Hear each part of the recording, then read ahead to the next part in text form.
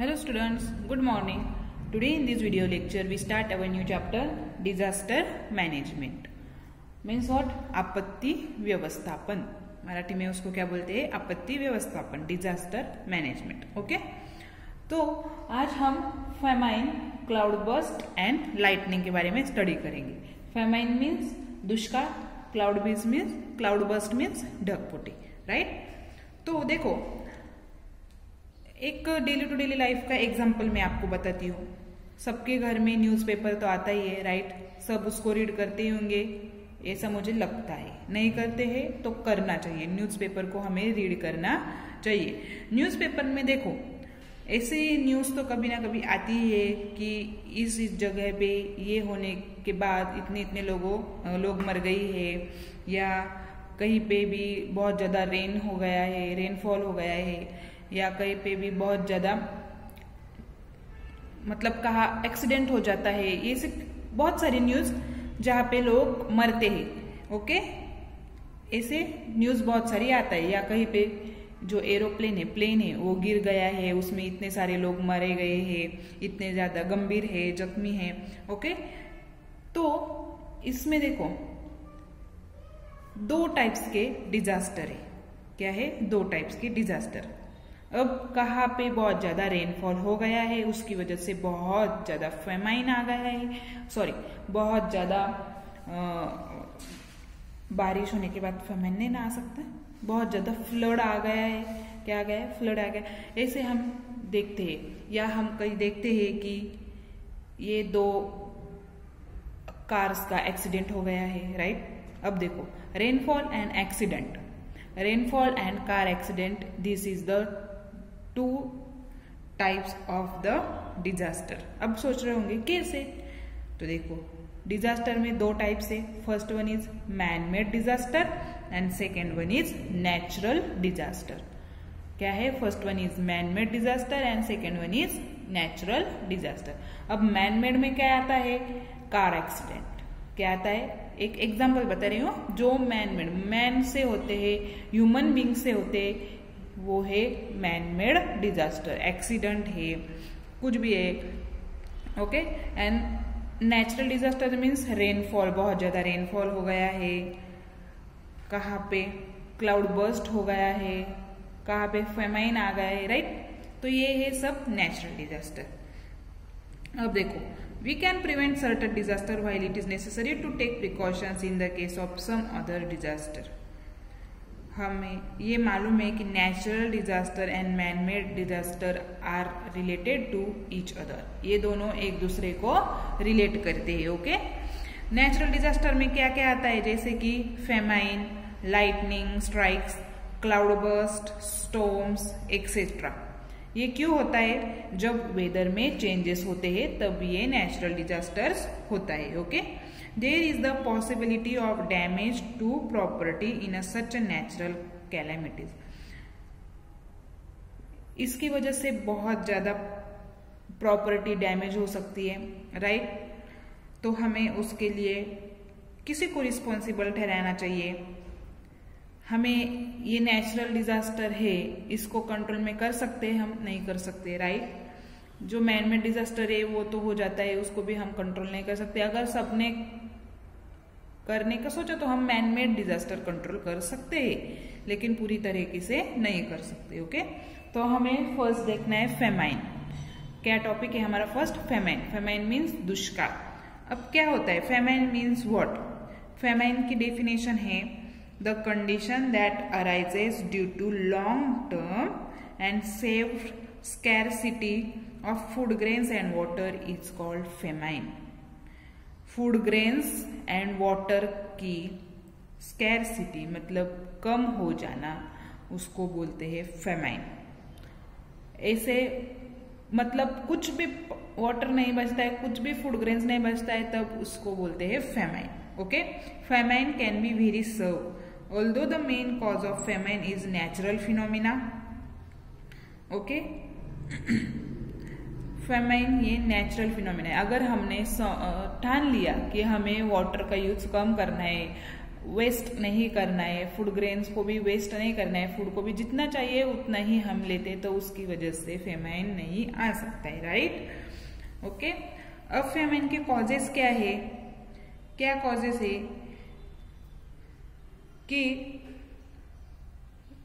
Heavy rains की वजह से क्रॉप्स डैमेज हो जाते हैं, क्रॉप्स वॉश कर जाते, पूरे वॉश हो जाते हैं। ओके, जैसे एनवायरमेंटल चेंजेस होते हैं, जैसे कि टेम्परेचर चेंज होता है, टेम्परेचर में ऊपर नीचे आ जाती है, स्टॉर्म्स आता है, cold waves, damage of crops by animals, जैसे कि चूहा हुआ, रैट्स, माइस, ये जो है वो क्रॉप्स खाते हैं, राइट।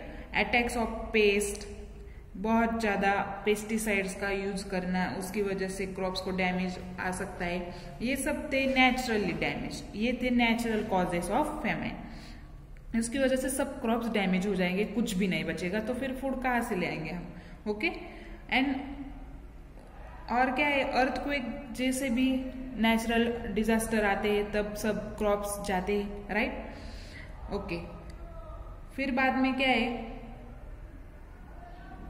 मैनमेड कॉज भी है इसमें, सिर्फ नेचुरल कॉज ही नहीं है, फेमाइन के मैनमेड कॉज भी है। मैनमेड क्या है, वॉर है, इंटरनल अनरेस्ट है, एब्सेंस ऑफ ट्रांसपोर्ट रूट्स है, अनकंट्रोल पॉपुलेशन ग्रोथ है, etcetera. This are the manmade causes of famine.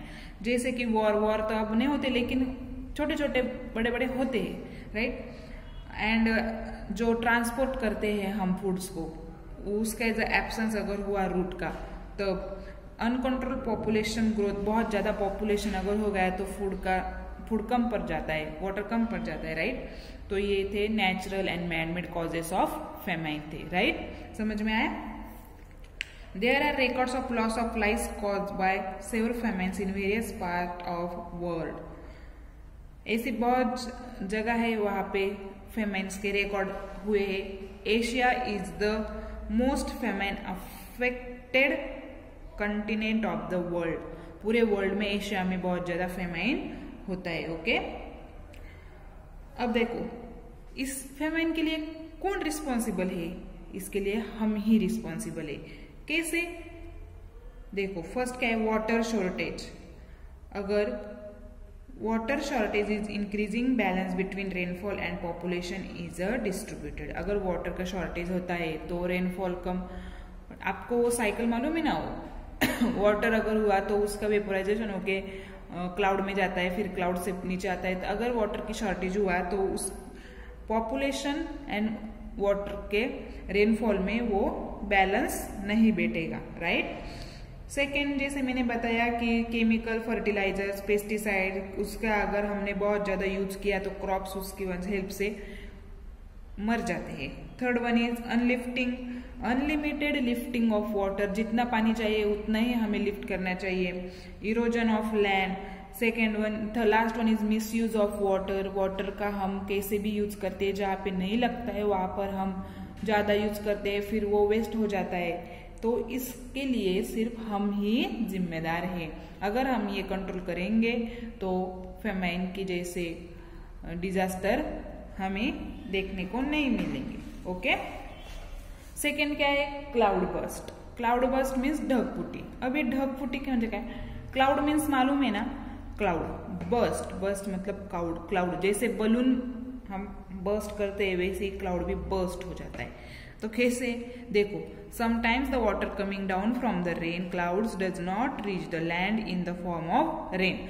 Rainy season में जब रेन अगर आता है तब क्लाउड में से अगर कुछ ऐसा, कभी कभी क्या होता है, कभी कभी, हाँ कभी कभी जब रेन नीचे आता है क्लाउड से तब वो पूरे लैंड पर पहुंचता ही नहीं है, पूरी तरीके से वो लैंड पर आता ही नहीं है। मतलब कुछ रेन के ड्रॉप्स रहते हैं वो लैंड पर आते हैं, लेकिन कुछ रेन्स के ड्रॉप रहते हैं वो हाई टेम्परेचर, लैंड पे हमारे क्या होता है, बहुत ज्यादा टेम्परेचर रहता है। उस हाई टेम्परेचर की वजह से जो कुछ रेन ड्रॉप्स है वो वेपराइजेशन उसका हो जाता है एंड वो फिर से ऊपर क्लाउड में निकल जाते हैं। ओके, एंड फिर इस वजह से जो अमाउंट ऑफ वेपर रहता है क्लाउड में, amount of vapour in the cloud are very high, उसकी वजह से जो क्लाउड में वेपराइजेशन होता है वाटर का वो उसका बहुत ज़्यादा होता है।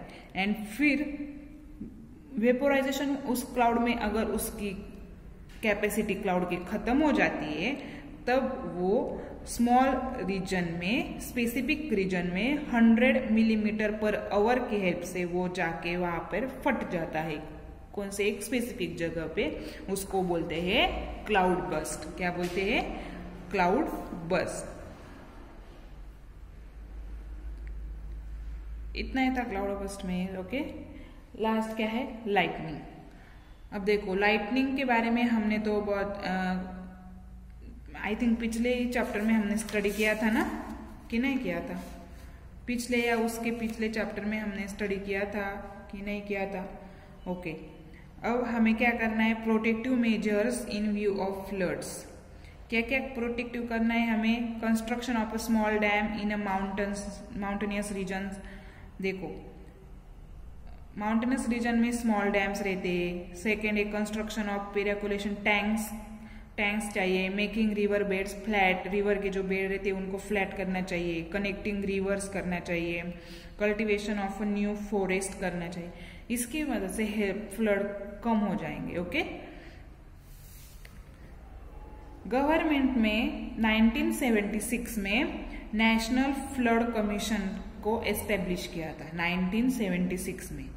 इसके हेल्प से आज तक जो कमिटी रहती है उनकी, वो जहाँ जहाँ पे फ्लड आता है वहाँ उस जगह पे जाके उसको कंट्रोल करने की या लोगों को हेल्प करने की, विलेज लेवल पे, या कुछ प्रॉपर्टी डैमेज नहीं होने की, या लाइफ किसी कोई मर नहीं सकते, ऐसे वो केयर करते हैं। मतलब वो कमीशन उस जगह पे पहुंचते हैं, उनको हेल्प करती है, अच्छा उसका ध्यान रखते हैं। इसकी वजह से जो प्रॉपर्टी का नुकसान होता था या कुछ लोग मरते थे तो ये अब कम होने लगा है बिकॉज ऑफ गवर्नमेंट ने इंडिया में 1976 को ये कमीशन एस्टेब्लिश की थी। ओके, सॉरी, ये था फ्लड के बारे में। किसके बारे में था? ये फ्लड के बारे में हमने देखा। मैंने यहाँ पे फ्लड का टॉपिक नहीं लिखा था ना, तो क्या लिखा हमने? फ्लड के बारे में। अब हम देखेंगे लाइटनिंग के बारे में। लाइटनिंग के बारे में हमने क्या देखा है? स्टैटिक इलेक्ट्रिसिटी चैप्टर में हमने लाइटिंग के बारे में देखा है, राइट? तो लाइटनिंग जो है वो कैसे होता है, कहाँ होता है, वो हम देखेंगे। देखो, not all lightning strikes the ground. हर एक लाइटनिंग हमारे ग्राउंड पे आकर नहीं गिरती। अगर ऐसा होता तो यहाँ पे ग्राउंड पे या लैंड पे कुछ भी नहीं बचता। Not all lightning strikes the ground. In fact 95% of lightning flashes are limited to the sky. 100 में से 95% लाइटनिंग के जो फ्लैशेस है वो स्काई में ही होते हैं। सिर्फ 5% जो लाइटनिंग होती है वो ग्राउंड तक पहुंचती है, सिर्फ 5%। तभी देखो 5% ही आती, तभी कहाँ पे वो हमें सुनाई देता है कि यहाँ पे लाइटनिंग गिर गई है, उससे वजह से इतना नुकसान हो गया, इतने लोग मर गए, इतने एनिमल्स मर गए, राइट?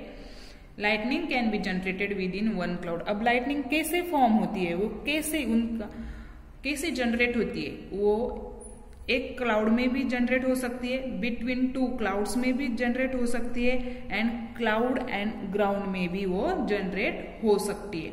अब देखो 40 लाइटनिंग फ्लैशेस 1 सेकेंड में होते हैं। कितने? इन 1 second there is a 40 lightning flashes occur in the atmosphere. It's too high, right? The temperature generated by lightning is higher than that of the sun. जो सन है वो आपने को सुना होगा, सन के पास तो कोई जा ही नहीं सकता, इतना उसमें टेम्परेचर लेता है। लेकिन यहाँ पे ऐसा बताया कि सन से भी ज्यादा टेम्परेचर उस लाइटनिंग में होता है। Due to this high temperature, इस हाई टेम्परेचर की वजह से the air under high pressure expand suddenly and loud crashing sound is heard. Rainy season में हमें बहुत ज्यादा साउंड सुनाई देते हैं क्लाउड्स में से, मालूम है ना? तो ये साउंड क्यों आता है? बिकॉज उस लाइटनिंग में बहुत ज्यादा टेम्परेचर रहता है और उस टेम्परेचर की मदद से जो एयर है उसमें बहुत ज्यादा प्रेशर आ जाता है एंड वो एयर एक्सपांड हो जाती है सडनली, वो एयर जो रहती है वो सडनली एक्सपांड हो जाती है एंड बहुत ज्यादा लाउड साउंड उसमें से हमें सुनाई देता है। तो ये थे लाइटनिंग के बारे में। Okay, in next lecture we study what is mean by volcano, what is tsunami and what is storms. Okay, bye.